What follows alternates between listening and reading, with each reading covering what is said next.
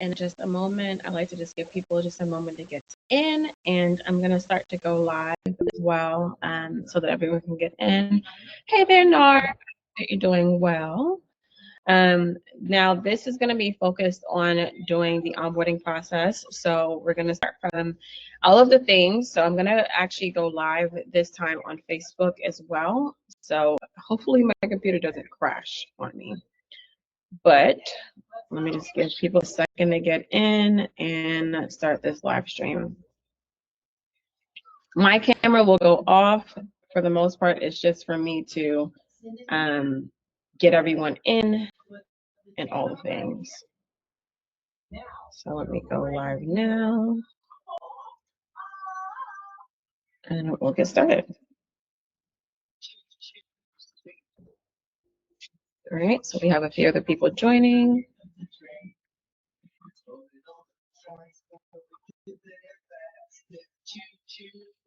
Okay. All right, so I want to be respectful of everyone's time, so I'm going to turn off my camera and get this party rolling. So as we are all here, I like to do these by first sharing my screen and doing a brief introduction. Hello, everyone. I really appreciate you guys coming on. If you saw the last live, you guys know that this is going to be very interactive. So please keep in mind that we want to make sure you guys are asking questions. So don't feel afraid to come off mute, pop them into the chat. I'm going to start by doing the intro of this, and then we're going to head straight into SuiteDash. So first and foremost, let me go ahead and share my screen. Okay, and here we go. Sorry, window. All right, so thank you so much all for being here. First and foremost, what we're focusing on today is going to be the onboarding process. This is going to be known for everyone. Every business can actually benefit from this. The greatness is that it's not one size fits all, but you can benefit. The focus here is to just make sure you guys know who I am and why this to me makes sense. So I empower visionary CEOs to actually master the chaos with effective systems, efficient systems, task execution, and just emphasizing the well-being and well-care. If you don't know what SuiteDash is a tool that is an all-inclusive one-in-one tool. Of course, we're all here because we do know what SuiteDash is, but the disclaimer that I want to just mention is that even though I am a certified SuiteDash guru here, I still don't know everything. The focus for today is going to be to work more so on the agenda, and the agenda is going to be to understanding the pre-work, which takes for onboarding, the connection, meaning the automation portion of it, the troubleshooting, and then the finale. The toolkits we're going to be using is going to be the forms, circles, quarter pages, flows, proposals, invoices, and automation. It's going to be scattered in everything. So if you have questions or you feel like you just want to be able to understand a bit more about something, please just come off of mute and we can have those discussions. I'm going to now jump into SuiteDash because I like to do this in real time. So let's go to SuiteDash. I'm going to switch the screen here. All right. And share. All right, so I'm using a test account. You guys are going to see my screen in just a second. I'm using a test account. My test account has not been used for any clients, so it's a dummy account that I have. However, I want to talk through some pre-steps that people may not know how to and where to start. With SuiteDash, one of the best things to start with is going to be understanding your flow. A lot of people start with, oh man, Marie, I really think that I should start with a form and then start with a proposal. Actually, it's the opposite. You want to start by first mapping out your process. And what I mean by that is putting pen to paper and actually saying, okay, I'm going to map out what it looks like. The way that I like to do this is I use a tool called Milanotes, and you can use like Miro or other mapping systems, but I create my client journey. So I say, okay, this is going to be where everything starts. It doesn't have to look as granular as this one, but it does allow you to have more of a space of what do I want to do? How can I do it? All of the things, okay? When you get more granular, you want to also call out the automations that's happening. And we're going to talk about that as well, as to which tools are going to be doing what. Even though SuiteDash is an all-in-one tool, many people don't just use SuiteDash for what they're doing. They actually use different tools like Calendly, or they use like other CRMs and other systems. So I think it's very important for you to just know what system you're going to be using and then map that out. The second thing that I always want to make sure people understand is that you guys want to also take in note that the breakdown is going to consist of where you get started. So when you break your buckets out, you're going to start with inquiry. So for me, an inquiry would be a kickoff form. And an inquiry is going to be where a person is going to start from. I can create an inquiry form that has all of the details that I need to have on it, so they can have pulling their information for their email, their phone number, all of that data. However, the biggest thing that I think people forget is that you can also use that as a source of truth for your appointment scheduler. And so as you're having them utilize this, if you're a person that wants them to automatically schedule a call, you can add a scheduler on there. How would you do that? So you want to make sure you know exactly all the tools that you'll need prior to getting to that space. So the other thing for me, a process would be the discovery call. So that means that inside of the calendar section, I need to make sure two things are happening. My appointment type is set up, and then my calendar is set up. And then my proposal, that would be the next step. So if I'm thinking through an ideal process, it would be, oh, okay, they fill out an inquiry form, they schedule a calendar invite, I send them a proposal, then I do, they do the invoice, from the invoice, I onboard them, okay? So when you think about it that way, you're gonna say, okay, well, on a kickoff form itself, what are the things that kickoff forms need to get jolted? They need to get started. One of the biggest things that they need is going to be that appointment scheduler. So if you're going to use the appointment scheduler, you can see SuiteDash is going a little bit funky today, but it's fine because it's perfect. But yeah, so one of the things you will see is that on here, you can schedule, you can assign different settings to an unknown target and to a known target. The last workshop showcased exactly what an unknown target is and what a known target is. So if you're unfamiliar with what an unknown target is is someone who has never completed a form before, never has been inside of your system. They're not a contact, they don't exist. That is what an unknown target is. A known target is someone who has completed a form before, meaning that they are a contact inside of your CRM. But within the kickoff form, you're able to assign them to certain identifiers. So you can assign them to a role. So most people who do an inquiry will be a prospect. I do not use leads unless you're just having them as like a lead contact. If you're planning to progress them through stages, I would start at a prospect. Prospect allows you to have more capacity to like shift them from, you can grant them access to a proposal, you can send them an invoice on the prospect level, whereas for a lead, you have to convert them to an actual prospect. The other thing I always like to do is, okay, so there's a circle assignment here. If you don't know what circles are like little buckets of groups of people that are like-minded. So you can assign a circle here, as well as if you wanted to immediately, I know a lot of people are transitioning from using discovery calls and just immediately going into just sending proposals or documents. You can do that by automatically generating that template when someone completes the form. And then you have other assignments that you can have here. One of the biggest things that you want to do, if you know that this form is going to initiate a type of service, then you want to, and you also want to have them completing onboarding flow when they come on, this will be the space to do that.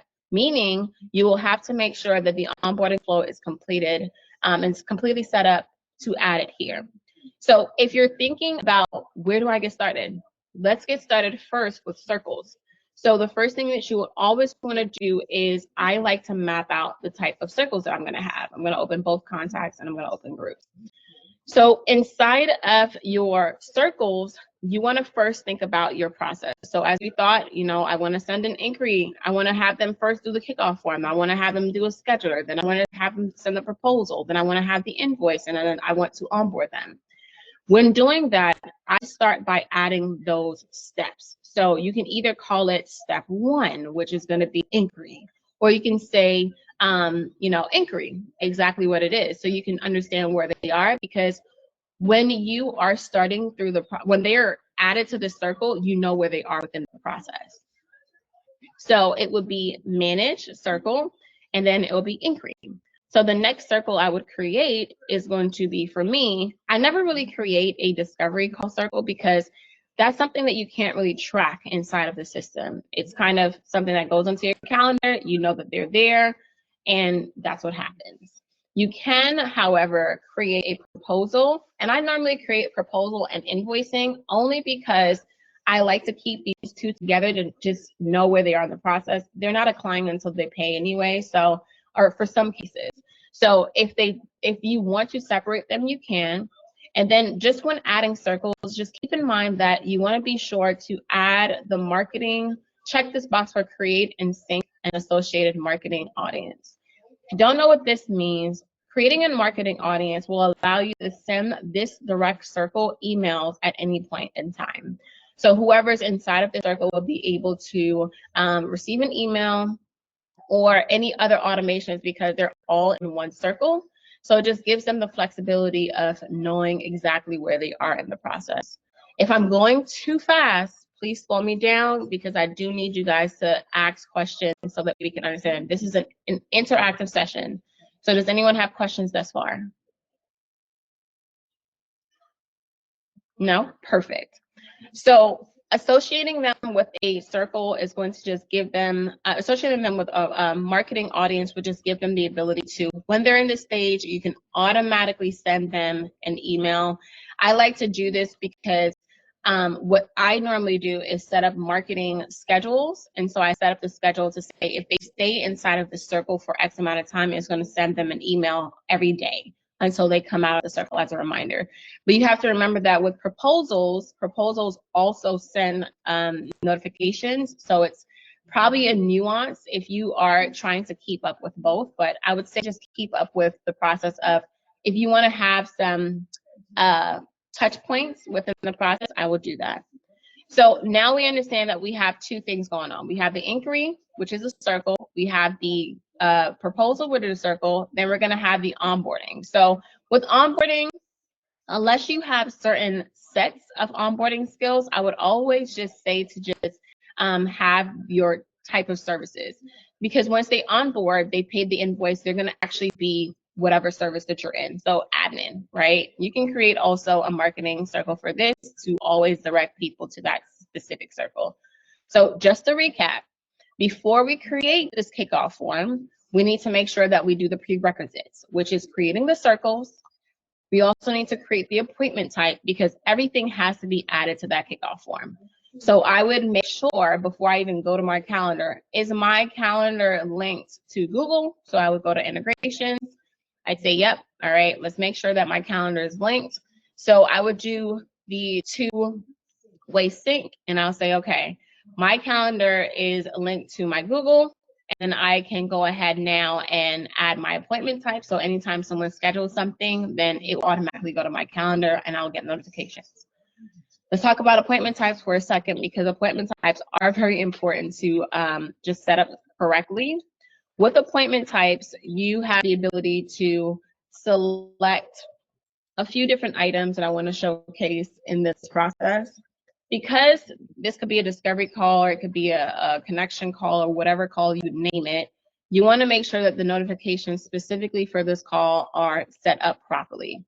So I always, name it properly, assign it to whoever the staff member is.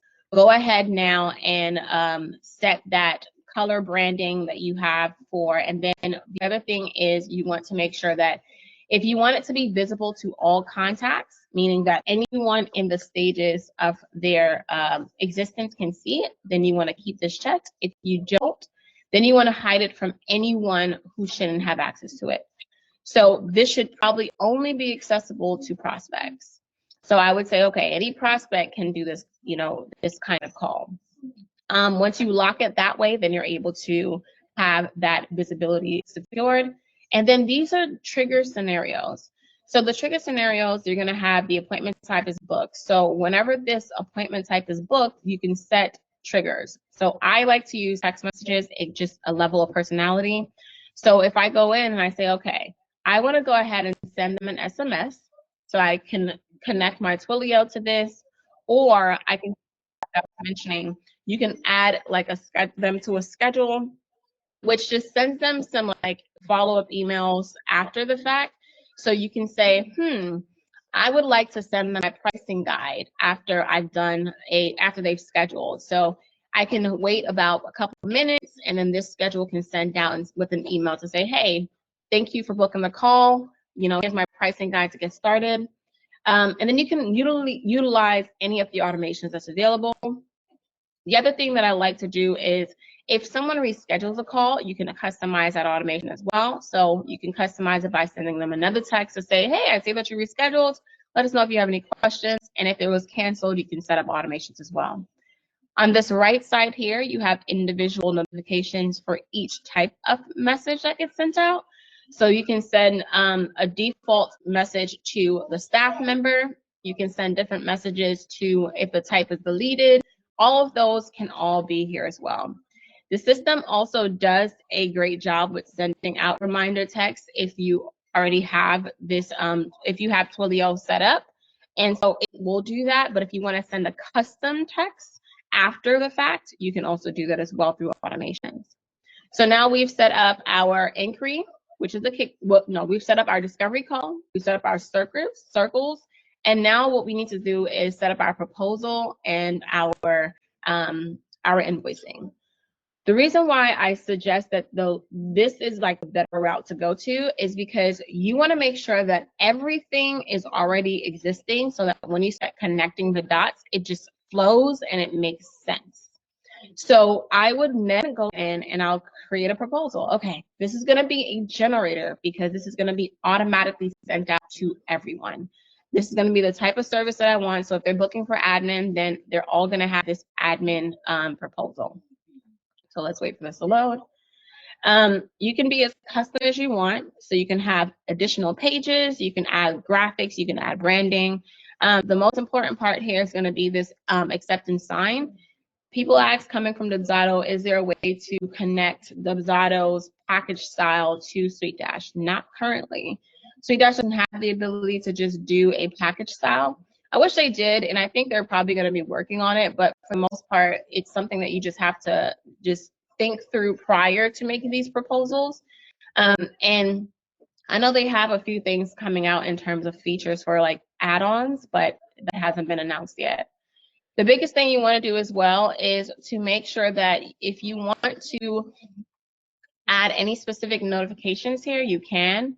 I like to uncheck this. I'm not too sure why it's defaulted, but when they've signed a proposal, what happens is that it sends them the ability to, it sends them a notification to say, hey, you've now been converted as a contact. I don't think that's necessary. I think that it's a little bit of a nuance of an email. So I uncheck this and then I make sure to add any other information I want to add. So if at this point that I want to add, like I want to move them now, this will be the next step that happens.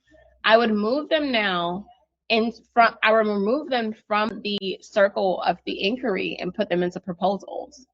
So at that point, you're able to see, okay, now I'm going to add them to proposal and invoicing because they've now, if it will click, okay, there we go. So they now are going to be moving from the inquiry and moved over to proposals. And then let me go ahead and do circle. It always autofills for me. All right, there we go. So this allows me to update this, and you can see that your steps are already connecting. So you have that one step, which you are already doing from the first part, which is creating these circles. So now this is how it connects to the actual proposal section. But we're missing one thing. We need to actually connect our invoice because we haven't done our invoice yet. So the next stage for me personally would be to create that invoice. Now I do it one service at a time. The reason why I do it one service at a time is because you can duplicate the processes as you go through the process. So always start with one service plan. I would start with, for example, the admin, and then I would go forward from there because you can build onto that. But everything will already be connected. The good thing is that with a generator, you can go to on-demand. On-demand generators are the most used, I believe.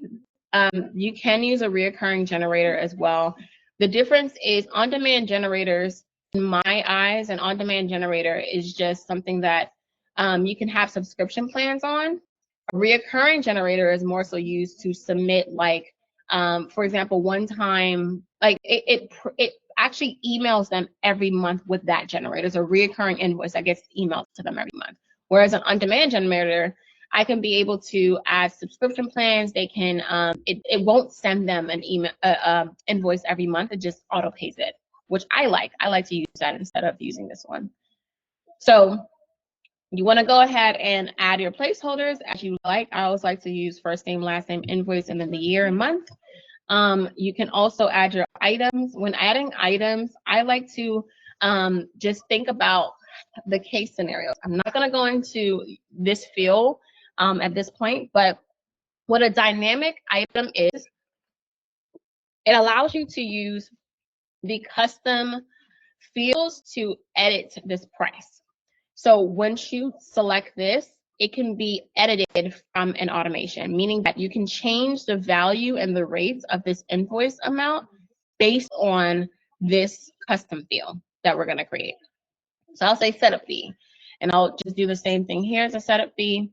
So the rate that I can put in here as my default could be $100.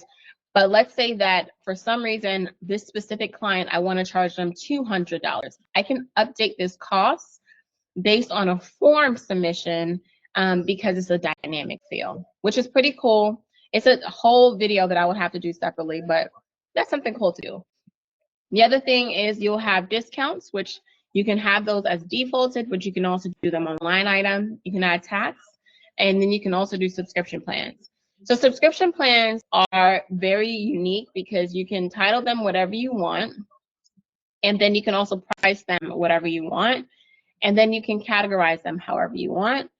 You can also add a trial basis. So for example, what I like doing for clients, if they are setting up, they have a setup fee, but then they want to start a reoccurring setup moving forward, I have them set it as a trial on the first invoice so that it takes the full card payment information and then it will auto generate the payments, or auto grab, or what is it? Auto retrieve the payment each month after this trial is ended. So in plain terms, once they pay the first invoice, the one-time subscription, after 30 days, they're going to be charged $1,500 every month without me having to do anything. I also want to make sure as well that I set the billing cycle. You can do it in days, you can do it in months, you can do it in weeks or years. You can try to, you can select whatever you want, and then you can actually add if it's going to be based on an expiration date. So after 5 days, it's going to stop, meaning that this amount will not charge them after 5 cycles. And then you can just set that accordingly.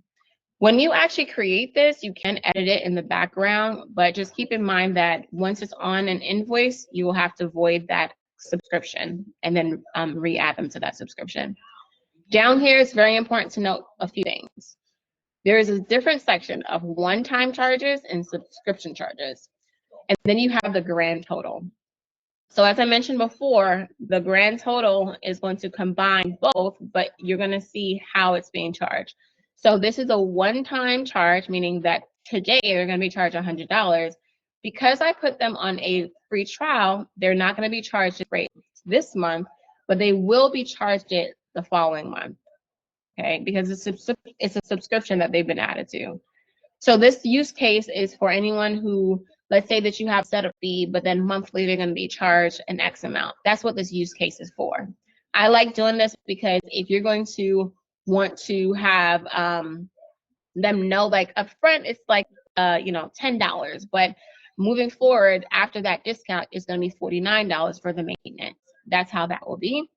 And then once you hit save, oh, I forgot to add down here a few things. I wanted to make sure you guys know that.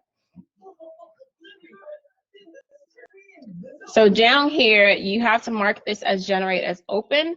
If you generate it as draft, it will not automatically send to them. It will allow you the time to actually edit the contract or edit the invoice if you wanted to. But to be honest, if you're presetting the dynamic field and all the things that you need, you should be able to just simply charge them at the rate that you need to. The other thing, excuse me, that you need to make sure is that you actually add the gateways.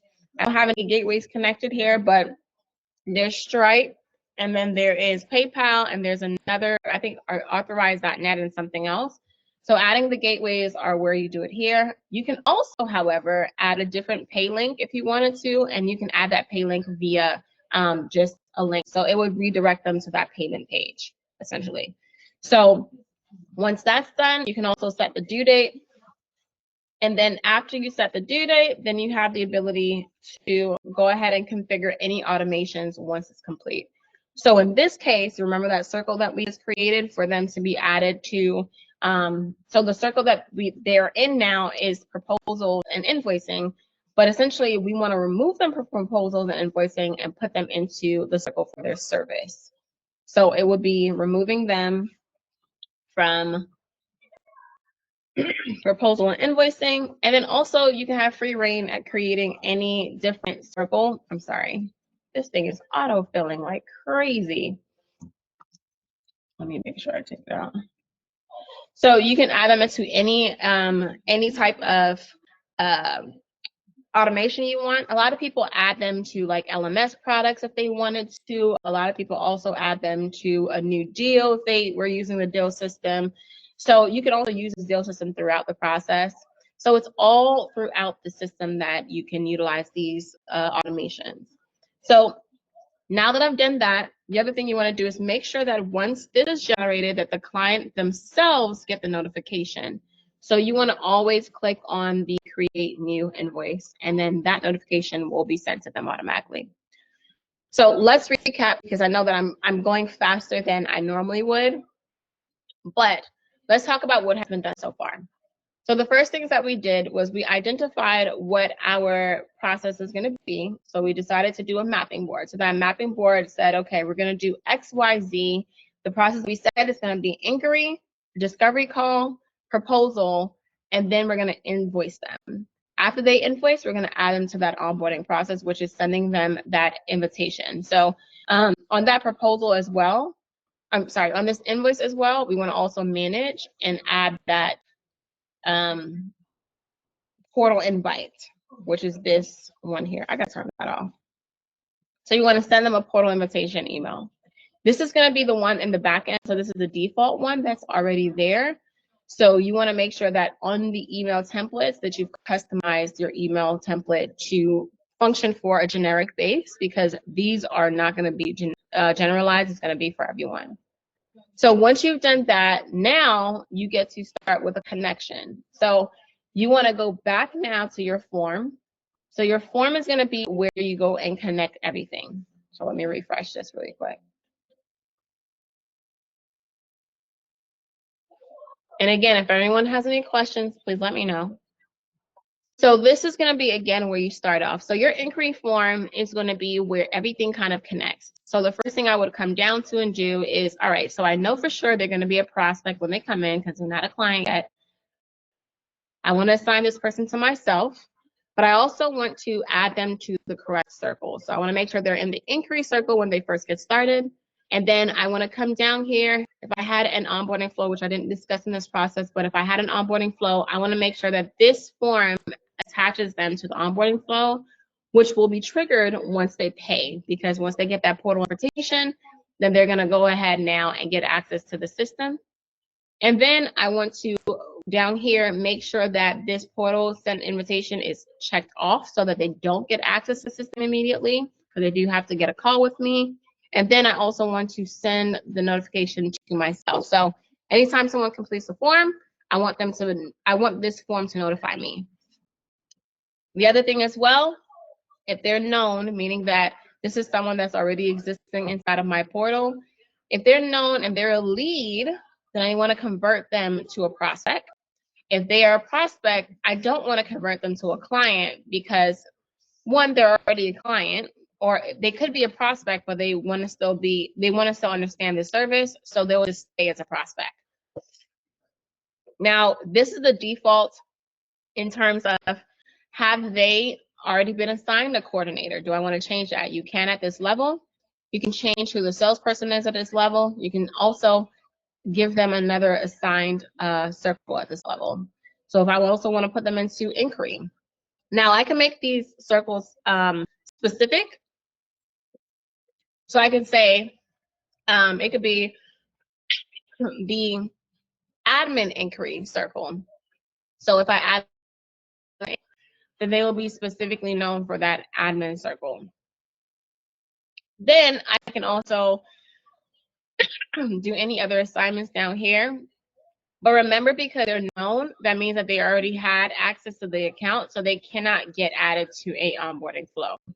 They can only get added to an on-demand flow, and that on-demand flow is going to be what kind of sends them the notification about, hey, this is the process that we want you to fill out. But those are separate than an on-demand, than an onboarding flow. The other thing you can do here is set up the portal invitation, the communication, as well as, yes, Brandon, this is recorded, as well as giving them portal access, which essentially I wouldn't give anyone portal access unless they become a full client. All right, so I want to pause for a second and have anyone ask questions specifically on the things that we've already covered.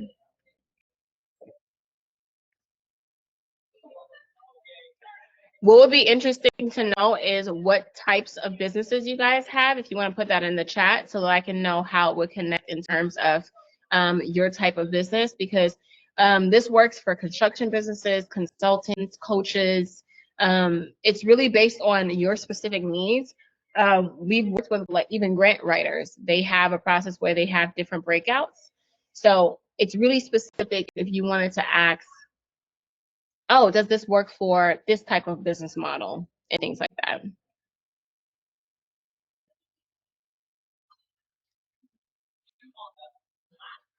All right, I'll give it 2 seconds and I'll proceed. Okay, so when you've done all of the connections in the back, then it flows, right? So you know that once they fill out this form, the next thing that will happen is that, let me also add this. So in order to get the phone call added on here, you want to add the appointment block. And then down here, you'll get a new field that appears, and then you can select which appointment that it is. So on the form itself, let me go ahead and save.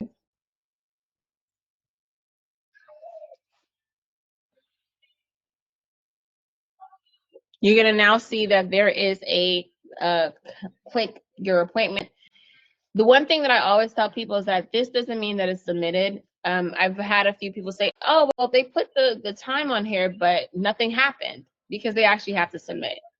So once they submit, then that actually fills it out. So now let me go ahead and put all this information in here. If this was submitted, it will show them a submission completed screen.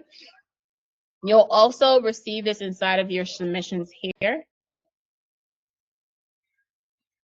So you'll see that you have a new submission. I just also received an email to say this person just submitted. And you're able to see who submitted by clicking on this itself. So let me go ahead and click on this. You can see the responses here and the appointment that they selected. Now let's go and look at the calendar itself.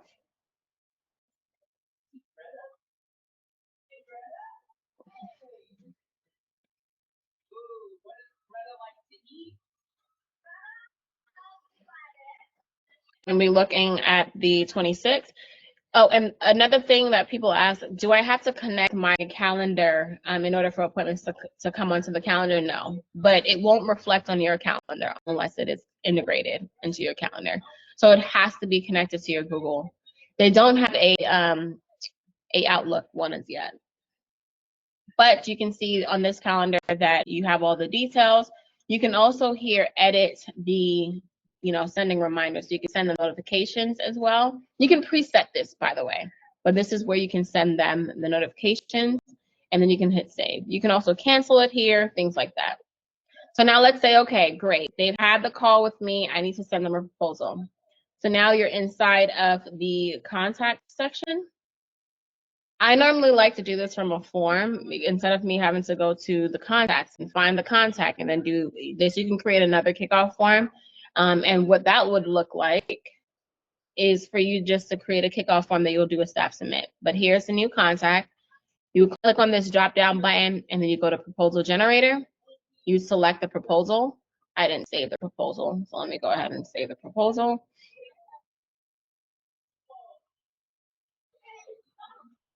Did I add the values and names? No, I did not.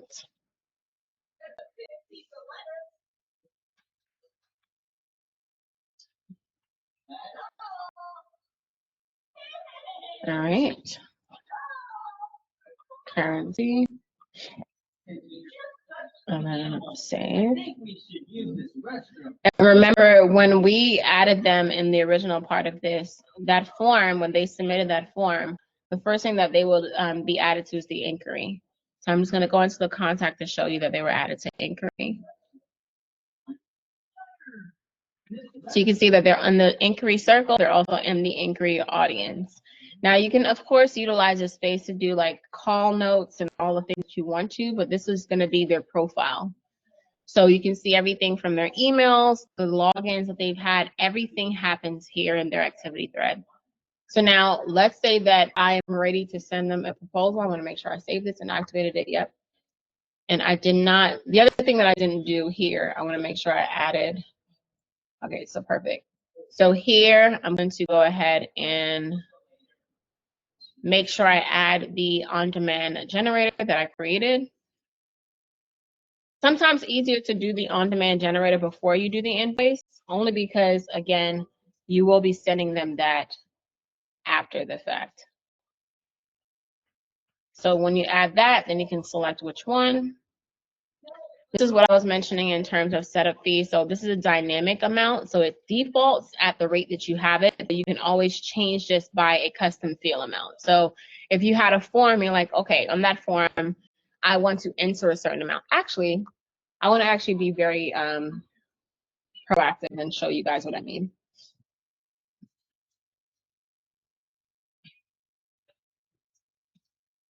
All right, so on this form, I'm going to create a new form. And I'm going to use this form as a kickoff form.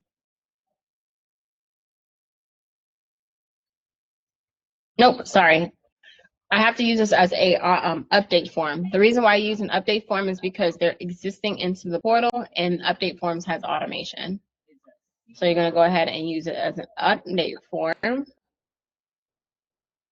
And I'm going to create a custom field that's just going to be for the amount. So I'm going to call it invoice amount. And I'm going to just say invoice amount here again. And then I'm going to make this type as a number. And I'm going to have add. The other thing I'm going to do as well is I'm going to add the trigger automation. So this is what can send the proposal for yourself. So you can use this form to even add any kind of information onto the proposal itself. And then I'm going to, on the, actually, I'm going to send the proposal. I never find it when I want to straight. So there we go, dynamic proposal. And I'm going to send this one that I created, so save. So what this is doing is it's going to update the invoice amount field. And then it's also going to go ahead and send a proposal. Okay, Sarah, you're in landscaping. I think you're not using it wrong. You're just learning how to better use it. So this will be great for you to kind of learn how to better use it. So what this form is going to do, and let's go back to forms. Give it a second while it loads, guys. There's a few ways I like to do. I like to actually put that form onto my sidebar so it's quick and easy to use, but you're going to go ahead and hit staff submit. This staff submit allows you to send it on behalf of a person. So I'm going to send it on behalf of my prospect, and it's going to refresh. And then that invoice amount, I want to, oh, before I even do that, because there's steps before steps. So that space that I was talking about that I want to generate this invoice, I need to go ahead and refresh this page because I created that field. I'm going to refresh this page. And that custom field, I'm going to link it to that line item there. So I'm going to go ahead and add that onboarding generator. On demand. I don't know why I say onboarding generator. On demand. And then that dynamic field, I'm not going to update it from being a static number to being that custom field that I have for invoice amount. Okay. Once I hit save, then you can hit save to create a template if you want to, if you're going to use it for everything else. But I'm just going to save it. And then once I save it now, we're going to watch the magic happen. So the next thing I'm going to do is go to the staff submit form, and I'm going to do the invoice number for a ridiculous amount. All right, hit submit.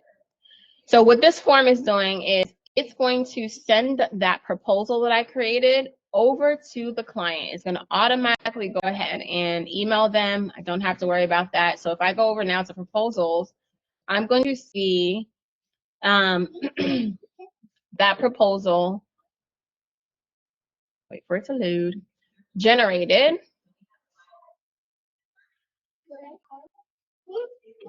So I'll see that proposal generated. The value doesn't change. I don't know if this is something that I think they should change, but the value doesn't change. But however, I can go ahead now. I'm going to go ahead and sign it on behalf of them. So let's just do an incognito flow real quick. So this would be what they would see on their end after they receive the invoice. They're going to see this and they're going to be like, oh, okay, this is great. You can also add that custom field on here if you wanted to, like give them more information and say, oh, this is going to be your one-time fee with that invoice amount thing. And then you saw that pop-up that said invoice saved, right? So this is what transitions them over to the thank you page, by the way, after they sign. So now they've signed, they're like, okay, great. And now let's go over to invoices. They're going to get an email for the invoices. And remember the amount that I put in that was ridiculous? It's going to now be that ridiculous amount here, because this is what we generated for the invoice. Of course, I put a ridiculous due date as well. But now if they were to save this, and let's go back to where they are in the process. So at first they were in inquiry. Remember, we didn't come back here to check. So they were in inquiry, but we were supposed to move them out of inquiry and put them into proposal and invoicing, which they are now because they signed the contract and they have an invoice. So now they're in proposal and invoicing. As you can see, the audience changed as well. And then after that, once they pay that invoice, which I'm going to see if I can pay for them. It's due. Oh, and you can see that first things that you're going to see is on this invoice, you have that setup fee, and then you have that reoccurring charge that they're not going to be charged up front because this is going to be the free trial month. And then in 30 days after they pay, then it's going to charge them at that point. And then let's say I went ahead and I want to mark this paid, but I think I would have to do it. I don't ever think I had to manually do it. So I'm going to manually move them over. But what would happen after they pay, remember the automation was set up to, oh, I didn't actually set this up. I didn't pay for it. I didn't set it up. But what would happen here is that they will then be moved out of the circle. Hold on, this thing is loading. They'll be moved out of the circle proposal and invoices and then moved into the circle for whatever we wanted to add them into. And that's pretty much the onboarding process. As you guys can see, I'm struggling with this autofill. But yeah, that is the process. So it is going to take them from that space to the next space. And you can even do more automations, like you can send them thank yous and all the things. Does that seem clear to everyone? Because I want to make sure it's relatable, you can understand. Okay, perfect. And then now I want to just kind of recap what I did so that everyone can understand from the start to finish, and then we'll tie out today. But the first thing that I always tell everyone to do is to start with a mapping process. It doesn't have to look this granular and fancy, but you can start with the markup process. One of the things that I do, because even though SuiteDash is my all-in-one, I switch it up a few times to test out different tools. I like to have a connection call with them. I like to send them a text message. I don't use Folio, I use a different system. But I also add them to my ClickUp. So that's one of the processes that I do. You can have those things done through the automation process. And then after that, I like to now go starting by mapping out my actual back end, which is going to be to first create circles. So always create the groups first. Whatever your group is, I want to make sure that you have, you know, the thought out of step by step or just by buckets. So always say, okay, I'm going to have an inquiry first. We can call this step 1. Step 2 is going to be proposal and invoicing. Step 3 is going to be whatever onboarding process I have. There's an alternative of where I sometimes recommend people to, from inquiry, invite them into your circle, into your space, your portal, so that they can have a feel of the system. So that once they come in, then you're able to say, okay, now I'm going to take you internally through step by step, so I can create a workflow from that. I think I forget her lovely name, but Azealia had also done that as well with the processes. She's also in the SuiteDash group. So she does it where you can see the progress bar kind of moving forward. And I'll do that in the next workshop of the internal way to do it. And then after they've done the kickoff form, then they're going to be added to the proposal and invoices. That's going to take them into the process of actually having the proposal. They're going to stay in there for a little bit until they sign the proposal, and then they're automatically going to get generated the invoice. Once they get generated the invoice and they pay, then they're going to be designated to whatever end circle that you're going to have them in. But you're also going to be able to send them any kind of notifications, get them to the onboarding flow. All of that stuff happens within that end goal. One of the other things I like to just state as well is it's not going to always be perfect, so you need to troubleshoot it before you actually send it out to anyone. With us, what we just did in one setting is we just kind of had everything done at one time. However, if you're having more granular services, you may have like 10 steps prior to them getting a proposal. So it could be, okay, inquiry, and then step 2 can be send them interest form, you know, to kind of learn more in depth about them. The third step could be to, you know, send them another scheduling link. So when you do it that way, then it proceeds into one circle, next circle, next circle, next circle, until they get to proposal, and then that will automatically generate it. Utilizing forms such as the one that we did here, you are able to send out the proposal through a form instead of you manually doing it through the system. And you can just add any custom fields that you want. The reason why I like to use this is because, honestly, if you wanted to add a bunch of descriptive details on the proposal, you can do that. So you can create this to be your proposal, like detailed proposal needs. And with that, it will generate onto the proposal as it sends it over to them. And then it also can present to them the invoice amount. So once they present the invoice amount, then they'll go ahead and pay that. The generated invoice is going to present, and then you get them onboarded. All right. Any final questions? Awesome. So landscaping, Sarah, I want to touch on that real quick. So for you, landscaping, with your process, do you do a standard inquiry, onboarding? What does your onboarding look like? So we do in-person visits, and then we send out estimates. So I use the estimate system. So I'm wondering, how does the proposal take the place of sending out an estimate? Same way that you did it in terms of, okay, so let's go back to this. Which form was I using? Oh, I was using the first one. So the good thing is that you can send out, it wasn't this one, it was this one. Using the update form, right? So let's say that you go to visit someone, you're like, okay, yep, I've had, you know, all the information I need. Now, with an update form, instead of sending a proposal out, you can actually send out Which automation would I tell you to do? Because you can send out,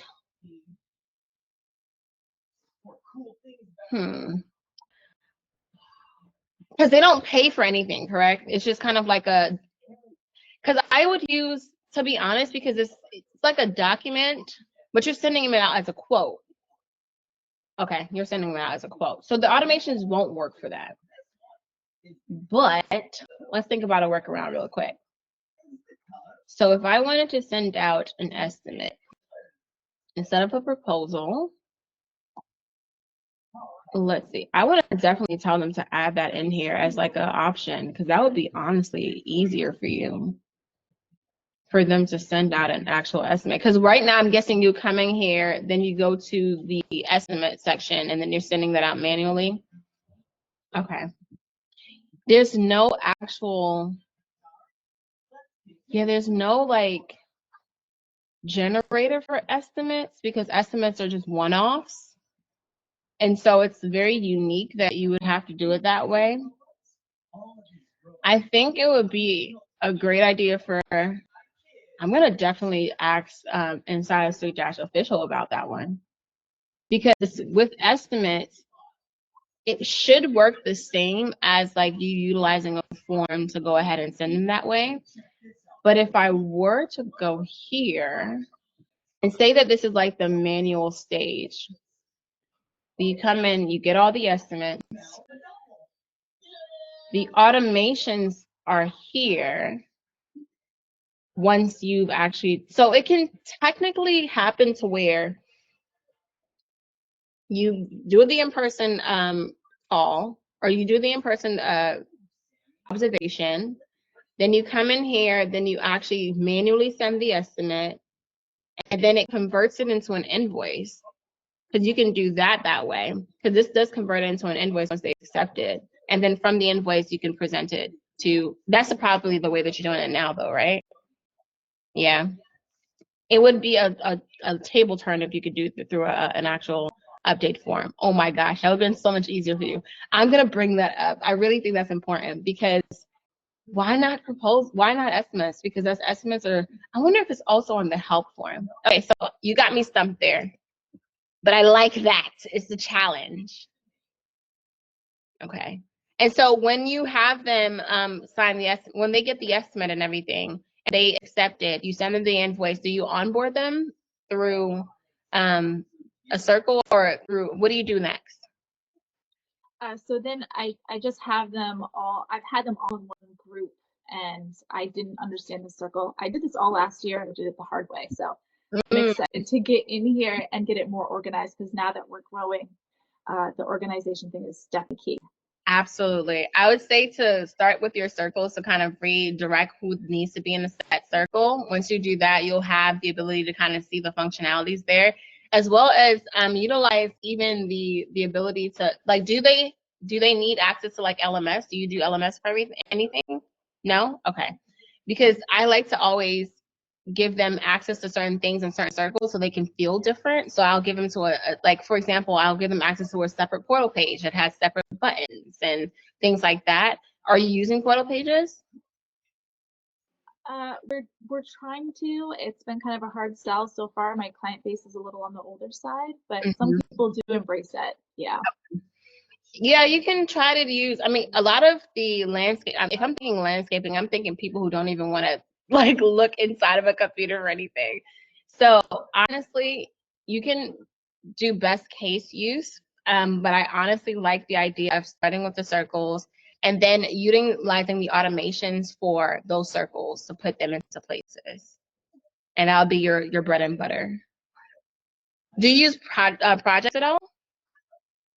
I haven't. A lot of times I need a place to like propose different options, and I haven't found a good way to use SuiteDash for that. So I haven't actually really got into the projects tab. Options meaning what? Like the type of different, yeah, different. So we'll offer different package options, and sometimes I just have to submit that through email, and I don't even get a chance to submit it through SuiteDash. So we'll have like 3 different levels, that kind of thing. Now I'm intrigued. Are they, when they have an option selected, are they going ahead and making a purchase on that option? Yes. Okay, Perfect. Okay. So what I would say actually is to utilize an update form, and you're going to use this choice block. Okay. So the choice block is going to do exactly what you need it to do. So instead of doing this invoice thing, what happens is, let's say that is going to be, I don't know, like grass something, right? So this gives you individual options to send different individual triggers. So in this case, I would set up your invoices on the back end, and then you can then individually send them invoices this way. So they can select their own type of package, and then they'd say, yep, I want this, and then you can go ahead and send them the pricing this way. So they automatically get a shot of that invoice. And you can also add them into the circle that they've associated their interest in as well here. So you can maximize it instead of manually setting out. You were like, oh, I'm interested in other services. Sure. Okay, this form you can complete. You can add their first name, last name, all the details here. And then you can go ahead and add as many choices as you want. And then those choices is what updates that contact because it links specifically to them. So I can do email notifications. I can do different triggers for them. But this is what people use for like tiers. So for example, if they wanted to come into tier 1 and then they want to upgrade to tier 2, you can remove them from tier 1 and put them to tier 2. Okay. So that's, I hope that it makes me feel better now that I gave you something. Awesome. Well, thank you so much, guys. If you don't have any more questions, please feel free to drop your thoughts as well inside of the SuiteDash official channel. I will be doing a next workshop next week. I think for the most part, it's more beneficial for me to hear your concerns or where your struggles or pain points are inside of the channel so we can start to do those. I think the idea of the next one I'm going to do is how to do the onboarding process inside of the database, like inviting someone in and then putting them through step by step. So for you, Sarah, what this will look like is even though they may not be like inclined to sign in, it would force them to have a process that, oh, to get started, you have to come in. Next, you have to do this. And then if you do intake as well, you can also have them do an intake form on a portal page itself. Okay. Thank you all so much. I really appreciate it. And you guys can have a great day. Bye.